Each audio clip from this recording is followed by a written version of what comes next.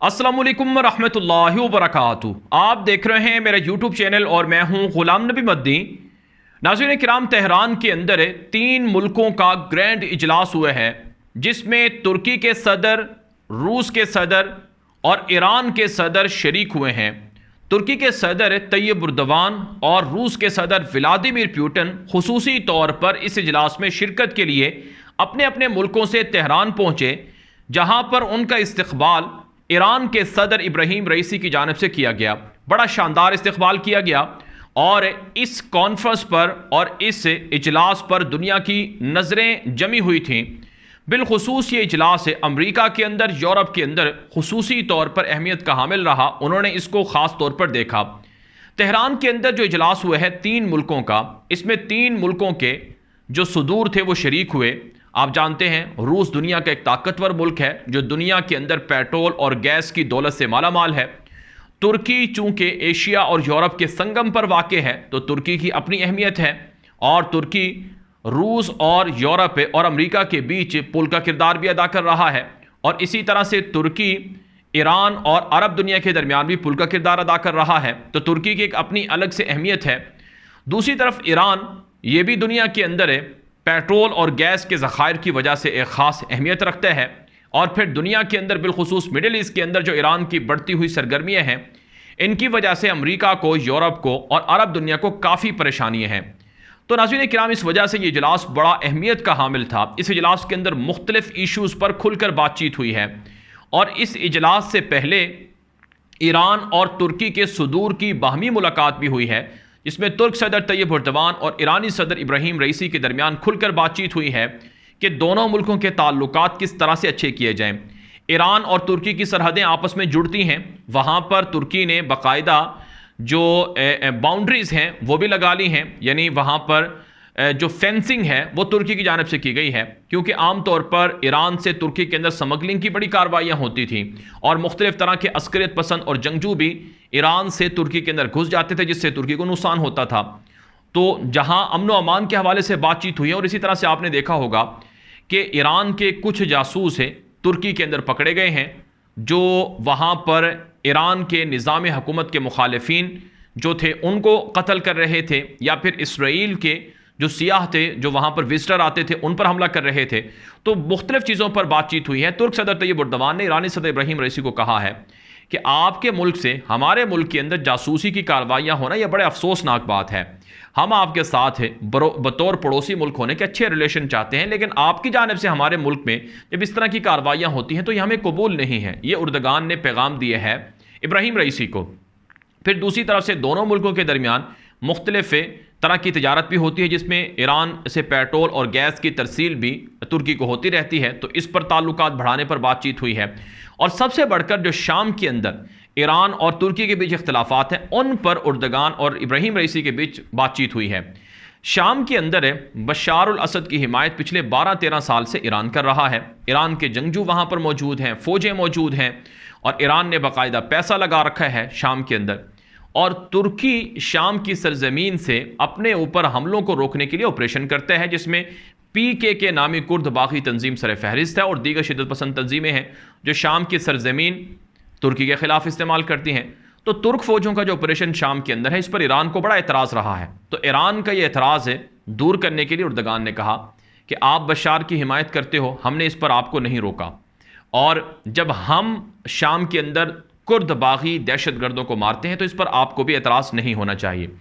Tayyip Erdogan ने ईरानी सदर इब्राहिम रईसी को कहा कि चूँकि शाम के अंदर जो लाखों मुहाजिरीन थे वो हिजरत करके हमारे मुल्क आए, तुर्की के अंदर तकरीबन 40 लाख मुहाजिरीन हैं शाम के। अब वो शामी मुहाजिरीन तुर्की से वापस अपने मुल्क जाना चाहते हैं। हम उनके लिए पुरअमन इलाके कायम कर रहे हैं, शाम के अंदर उनके इलाके बनाकर दे रहे हैं, उनके घर बनाकर दे रहे हैं। हम चाहते हैं कि जो शाम के मुहाजिरीन हमारे मुल्क में रहते हैं वो अपने मुल्क में जाकर रहें और वहाँ उनके लिए रोज़गार का भी बंदोबस्त हो। तो इस पर ईरान को एतराज़ नहीं होना चाहिए, इस पर बशार अल असद की हुकूमत को एतराज़ नहीं होना चाहिए।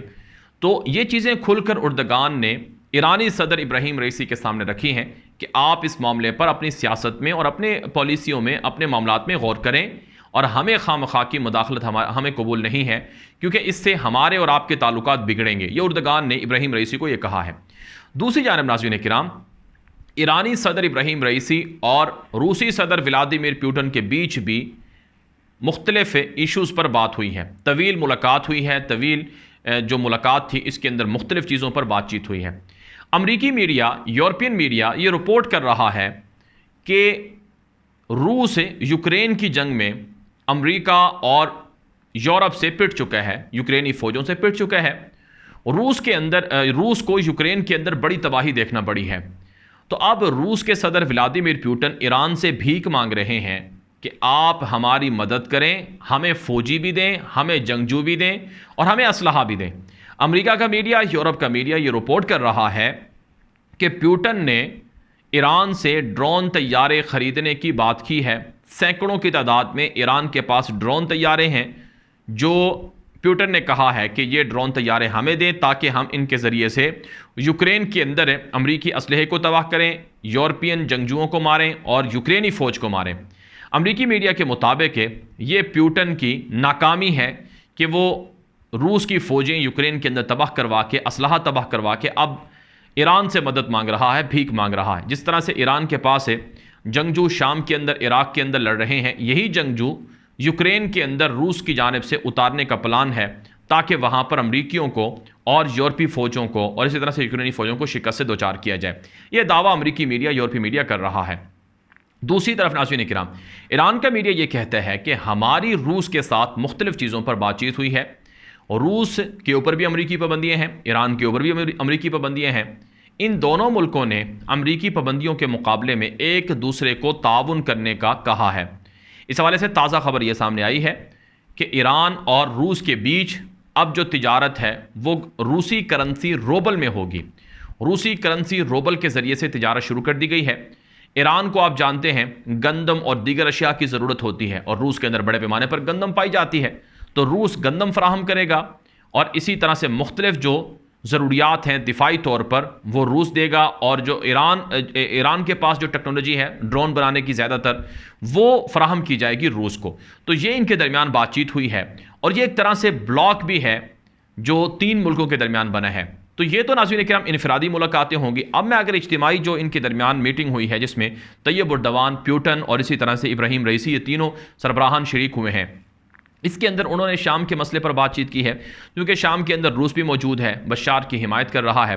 रूसी सदर व्लादिमीर पुतिन ने कहा कि शाम के अंदर अमरीकी यूरोपीय फ़ौजें शाम की दौलत को लूट रही हैं। शाम से पेट्रोल चोरी करके अमरीका और यूरोप सस्ते दामों दुनिया को बेचता है और पैसे कमाता है, अपने मुल्कों में लेकर जाता है। शाम की दौलत अमरीका और यूरोप सस्ते दामों लेकर जा रहा है, लूट रहा है। रूस ने कहा कि हम इसको रोकेंगे। फिर इसी तरह से शाम के मसले पर यह भी बात हुई है कि शाम के अंदर अमरीका शाम की सरजमीन को तोड़ना चाहता है, शाम को तकसीम करना चाहता है, इसकी इजाज़त नहीं दी जाएगी। इसराइल की जो शाम पर हमले हैं, इसराइल का जो शाम पर कब्ज़ा है, इसकी भी इजाज़त नहीं दी जाएगी। फिर इसी तरह से जो इसराइल की तोसी पसंदाना सरगर्मियाँ हैं इराक़ के लिए या अरब मुल्कों को अपने साथ मिलाकर इसराइल और अरब दुनिया को एक करके ईरान के ख़िलाफ़ जो ब्लॉक बनाया जा रहा है, इस पर भी ईरानी सदर इब्राहिम रईसी ने कहा कि हम रूस और तुर्की के साथ मिलकर इसे भी काउंटर करेंगे। और शाम और यूक्रेन की जंग पर भी बात हुई। पुतिन और उर्दगान के बीच भी बातचीत हुई है, जिसमें उर्दगान ने कहा है कि हम चाहते हैं कि रूस और यूक्रेन के दरमियान जो जंग है ये बातचीत के ज़रिए से हल हो और दुनिया के अंदर जो इस वक्त ग़िज़ाई बहरान है, गंदम का बहरान है, इस बहरान से निमटने के लिए जो पुरअमन रास्ते हैं जिसमें गंदम के जहाज़ों की आमदोरफ्त हो सके, इसके लिए तुर्की के अंदर रूस और यूक्रेन के बीच बातचीत भी हो रही है। तुर्क सदर तैयब उर्दवान ने कहा कि हम चाहते हैं कि रूस और यूक्रेन की जंग बंद हो जाए, ख़त्म हो जाए और पुरअमन तरीके से मामलात को डायलॉग और बातचीत के ज़रिए से हल कर लिया जाए। तो भारत नाज़रीन इकराम, ये इस ग्रैंड जो इजलास था इसकी कहानी है और इसकी ये रुवैदाद है जो मुख्तसरन मैंने आपके सामने रखी है। और इसका खुलासा ये हुआ कि अमरीका मिडिल ईस्ट के अंदर ईरान को काउंटर करने के लिए या फिर तुर्की को काउंटर करने के लिए या फिर रूस को काउंटर करने के लिए या चाइना को काउंटर करने के लिए जो प्लान बना रहा है, अमेरिका के प्लान सारे नाकाम होते जा रहे हैं। अब मशरक़ वस्ता के अंदर चाइना और रूस का असर रसूख बढ़ता जा रहा है और इसी तरह से जो ईरान के ऊपर, रूस के ऊपर पाबंदियां हैं, वो भी एक तरह से नाकारा साबित हो रही हैं। वैसे तो कहा जाता है कि ईरान और अमेरिका के बीच भी बड़े अच्छे ताल्लुकात हैं पसे पर्दा, और ईरान और इसराइल के बीच भी बड़े अच्छे ताल्लुकात हैं, लेकिन बहरहाल तुर्की ने कहा है कि शाम के अंदर से जो हम पर हमले हैं, इराक से जो हम पर हमले हैं, हम इन्हें बर्दाश्त नहीं करेंगे। शाम पर ना तो किसी और मुल्क का कब्जा कबूल करेंगे और ना ही इसराइल के जो शाम पर हमले हैं ये हमें कबूल हैं। ये तुर्की ने वाजे कर दिया और प्यूटन को भी वाजे तौर पर पैगाम दिया। बल्कि प्यूटन के साथ तो जो उर्दगान की एक वीडियो है वो भी सोशल मीडिया पर बड़ी वायरल हो रही है कि प्यूटन को उर्दगान ने तकरीबन 1 मिनट तक इंतज़ार करवाए रखा और यह बदला लिया है उस वाक़े का जब तुर्क सदर तैयब एर्दोगान रूस गए थे, मास्को गए थे। वहाँ पर सदारती महल में तैयब एर्दोगान को 2 मिनट इंतज़ार करना पड़े थे, प्यूटन ताख़ीर से आए थे। उसका बदला यहाँ पर लिया कि 1 मिनट इंतज़ार करवाया गया प्यूटन को, ताकि आइंदा वो इस तरह की हरकत ना करें। बहरहाल तुर्की बड़ी ज़बरदस्त डिप्लोमेसी कर रहा है, अरबों के साथ भी अच्छे ताल्लुकात बना रहा है, यूरोप के साथ भी, अमेरिका और नेटो के साथ भी, और वहीं रूस के साथ भी और ईरान के साथ भी तुर्की की बेहतरीन डिप्लोमेसी चल रही है। बहरहाल नाज़रीन हम ये वीडियो दोस्तों के साथ नशर कर लें ताकि वो ये मालूमात हासिल कर सकें। मज़ीद खबरों के लिए मेरा यूट्यूब चैनल न्यूज़ की दुनिया लाजमी फॉलो करें ताकि आप इस तरह की मालूमात से बर वक्त आगाह रह सकें। अब तक के लिए इतना ही, इजाज़त दीजिए। अस्सलाम वालेकुम रहमतुल्लाहि व बरकातहू।